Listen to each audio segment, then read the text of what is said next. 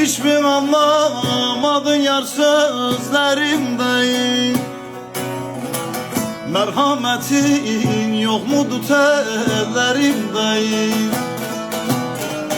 Gel bir tanem, gel sevdiğim, gel gitme.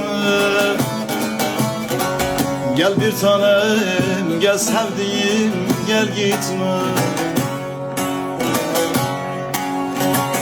Gücün varsa gel bu dertle sen geçin. Söyle buna ayrılık neden, ne için? Bunca emeklerin hatırın için. Gel bir tanem, gel sevdiğim, gel gitme. Gücün varsa gel bu dertle sen geçin. Söyle buna ayrılık neden, ne için?